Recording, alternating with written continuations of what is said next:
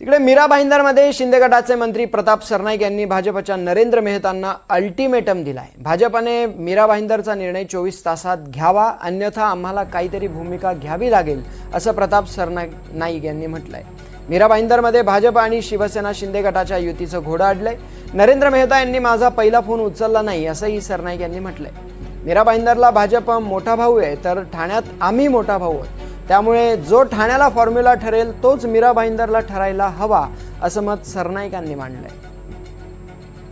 मी सकाळी माननीय मुख्यमंत्र्यांना फोन करून सांगितलं की सर, मी सगळी जो चर्चा होती ती केलेली आहे आणि ठाण्याच्या धर्तीवर इथेही महायुती व्हावी असा मी प्रस्ताव दिलेला आहे।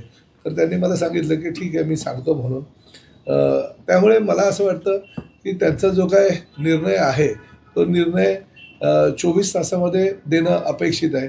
जर त्यांनी उद्या दुपारपर्यंत जर निर्णय दिला तर ठीक आहे, नाहीतर मग आम्हाला शेवटी काहीतरी निर्णायक भूमिका घ्यावी लागेल, कारण शेवटी काहीच प्रतिसाद येत नाही, तुम्ही प्रतिसाद देत नाही आणि आमचे उमेदवार आमच्या पाठीमागे लागले की काय करावं। तर 24 तासामध्ये जर काही त्यांनी प्रतिसाद दिला नाही तर आम्हाला आमचा निर्णय काय तो आहे तो निर्णय घ्यावा लागेल।